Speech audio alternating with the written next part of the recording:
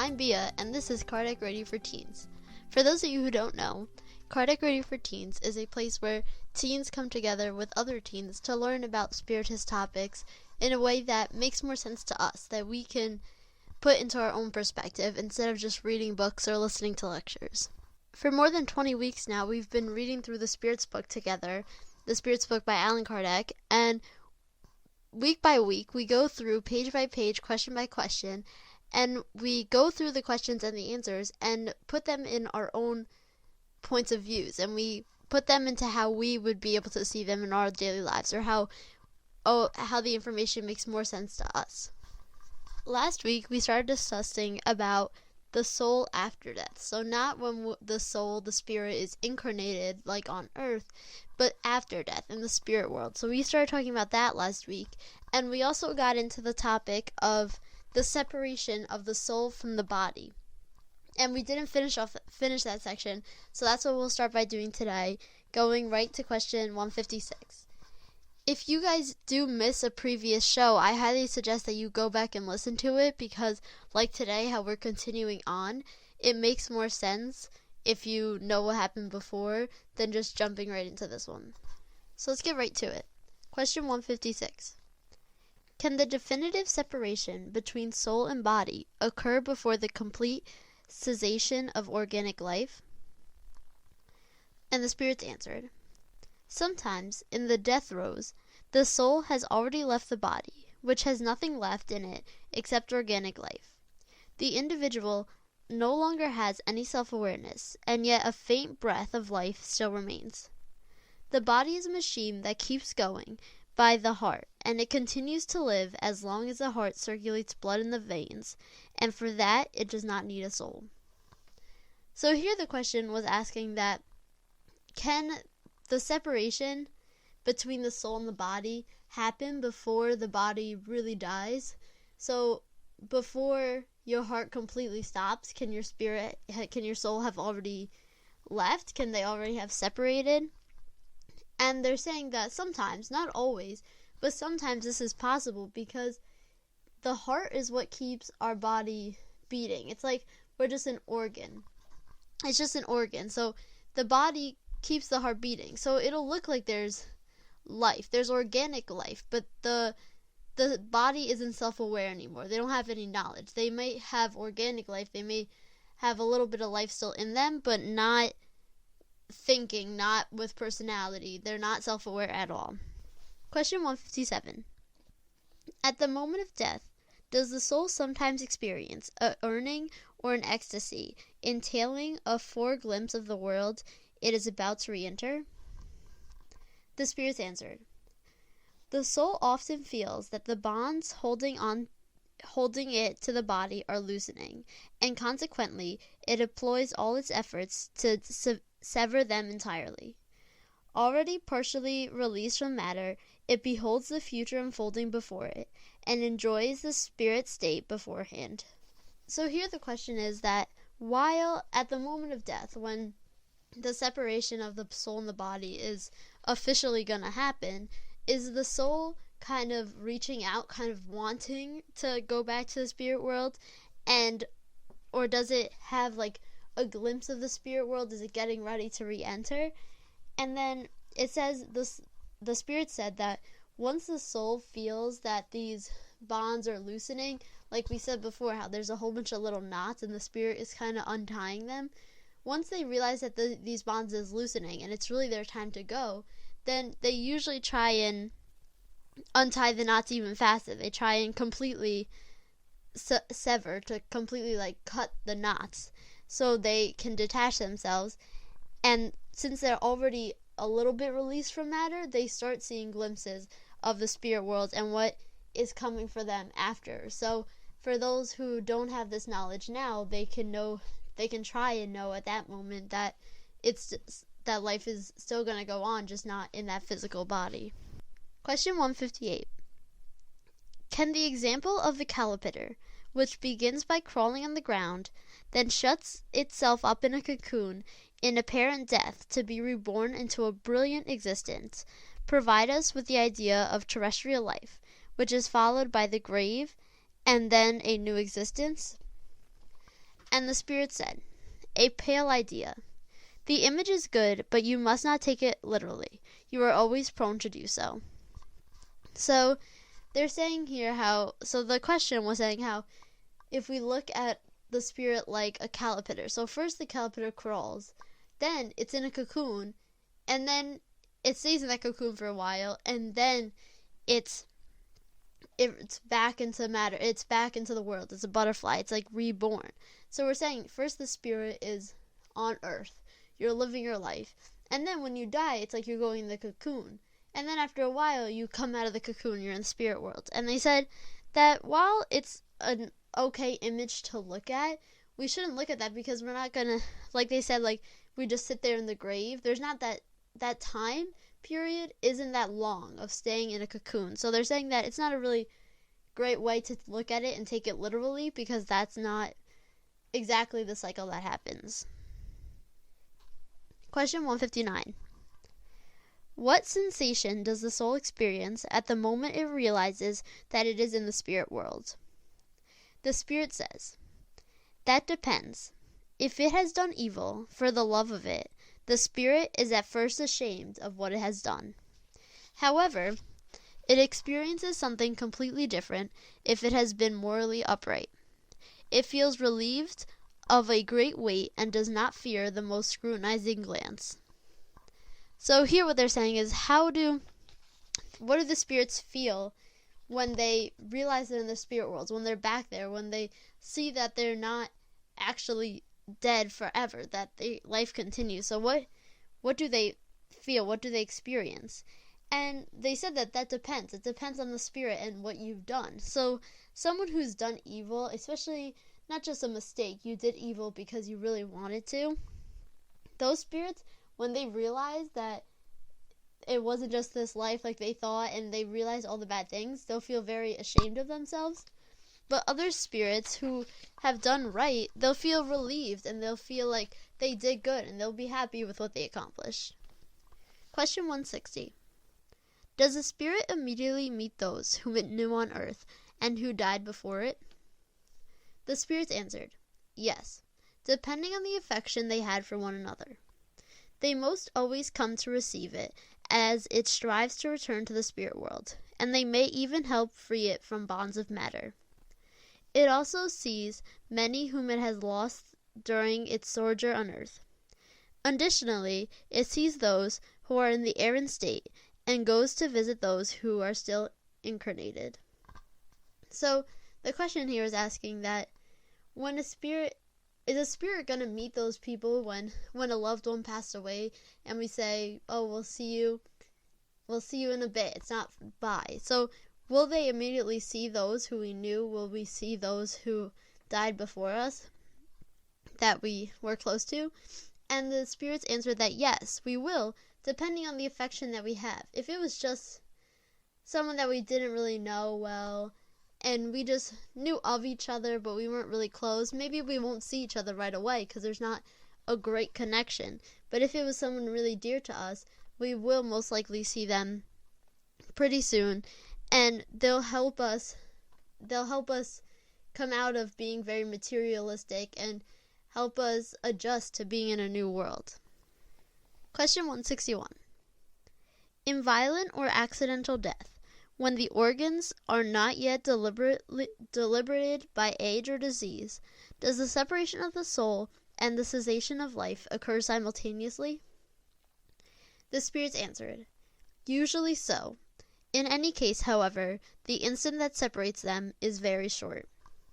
So they're saying that if it's a violent death or it's an accident or it's something that was really unplanned and it wasn't like just dying of old age that you know it's coming, or if you have a sickness that you know about and everyone's kind of preparing themselves because you know about it, if it was something really sudden, does the body die and does the soul separate all at the same time? Is it very quick? And they say usually it's really quick. It's all at the same time. The body dies, the spirit leaves. But in any case, the instance they're always very short. It never takes very, very long. So in this time, it usually just takes, it's so quick, it's almost simultaneously. It all happens right away. Question 162. After being beheaded, for example, does an individual remain conscious for a few moments? The spirits answered, frequently. It remains so for a few moments until the organic life is extinguished once and for all. However, many times the fear of death causes a loss of consciousness before the actual moment of execution. And then Allan Kardec put his own sub-comment in, and he says, this question refers simply to the consciousness that victims may have themselves by means of the body and not as a spirit. If they do not lose consciousness before execution, they may preserve it for very short moments, but they must necessarily lose it with the organic life of the brain. This does not mean, however, that the perispirit has completely disconnected from the body. On the contrary, in all cases of violent death, i.e., when death does not result from gradual extinction of the vital forces, the bonds that join the body to the perispirit are more tenacious and complete separation is slower. So here what they're asking is, they started with a very deep question which said that if someone's beheaded, for example, like in old times, that we don't really do that now, but if someone's beheaded, their head was chopped off, as terrible as it is, do they remain conscious for a few moments? Are they still aware of what's happening? And they said frequently they do for a few moments before the organic life. So since there's no heart, there's no beating, the blood will stop flowing. So until that organic life dies out, then for a few moments they'll still be conscious. But for those kinds of deaths that are so crazy and wild like that, usually the fear of death causes your body shuts down itself. You kind of lose consciousness before it even happens because you're so scared and frightened that your body just shuts itself down. And then with Allan Kardec's comments, he's showing us that, of course, that when we're talking about the consciousness of the victim, we're talking about just in the body, because of course not as a spirit, but the soul in the body, does it have consciousness? Did it separate yet? It's what we're really talking about. And also this means that the perispirit didn't completely disconnect, because the perispirit, we said, was kind of like the envelope holding the soul and the body together. They didn't completely disconnect in 1 second. So usually when it's something like that, the bonds, they're holding on more tightly, and usually the complete separation takes a little longer because it kind of wasn't ready for that to happen. And now to the next part of this chapter. It's called The Spirit State of Confusion After Death. So, question 163. Upon leaving the body, is the soul immediately conscious of itself? The spirits answered, immediately is not the right word. It remains in a state of confusion for some time. So they say that the question is straightforward, saying, so when the soul leaves the body, do you immediately know? Do you know that, okay, now I'm a spirit, now I'm in the spirit world? Do they all immediately know? And the spirit said, not immediately. They stay a little bit confused for some time. And then question 164. Do all spirits experience the confusion that follows the separation of the soul and the body to the same degree and for the same amount of time? And the spirits answered, no, it depends on how evolved they are.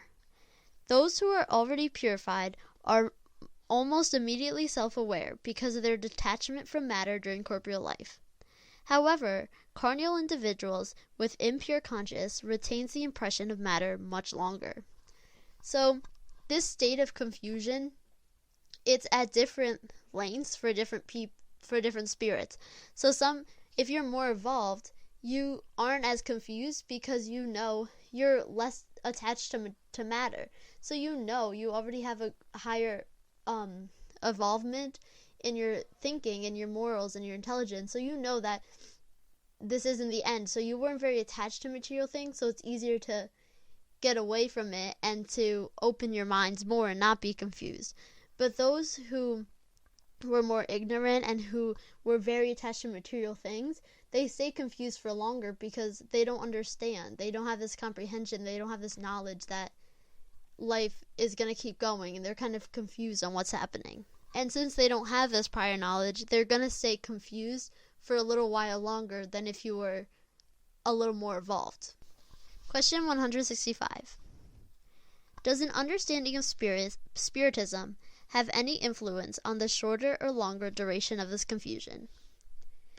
And the spirits answered, it has a very considerable influence because the spirit understood what its situation would be beforehand. The practice of good and purity of conscience exerts the most influence, however.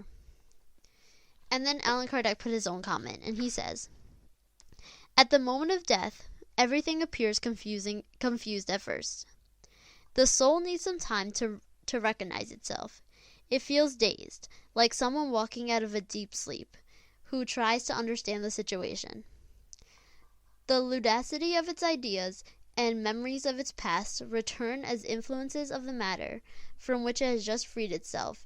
Its extinguishes, and the sort of fog that has obscured its thoughts and is dissipated.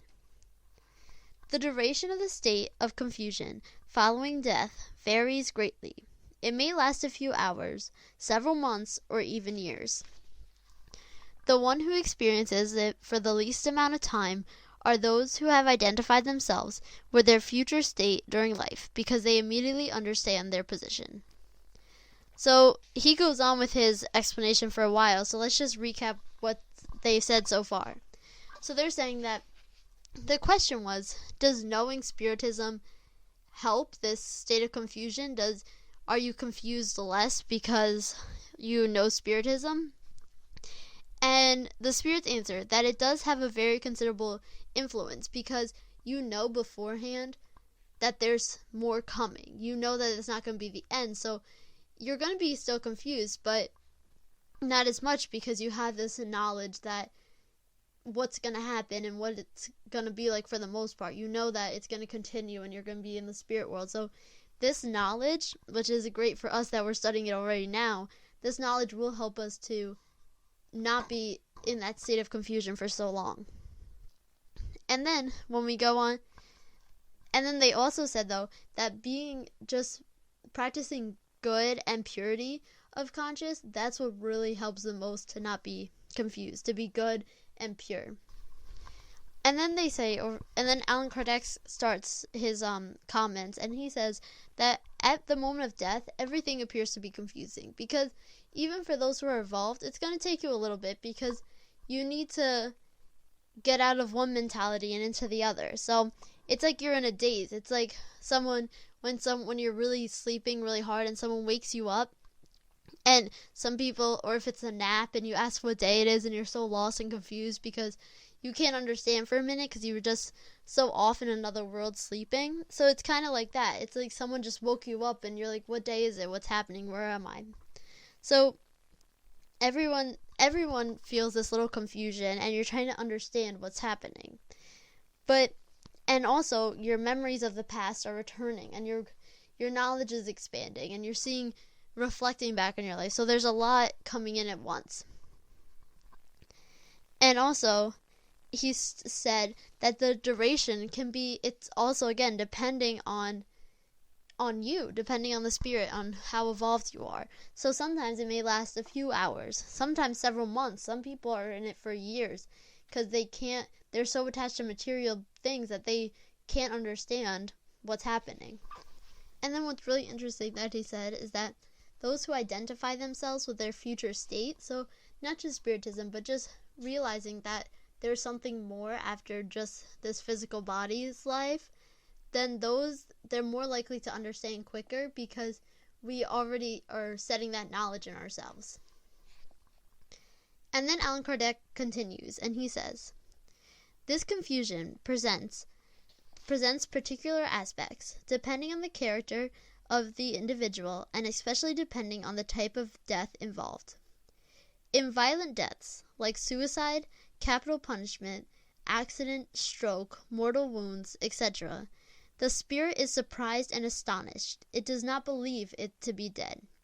it stubbornly persists in asserting that it is not dead. Moreover, it sees its body lying there, and knows who it belongs to, but does not understand that it is now separate. It seeks out loved ones and speaks to them, but cannot understand why they cannot hear.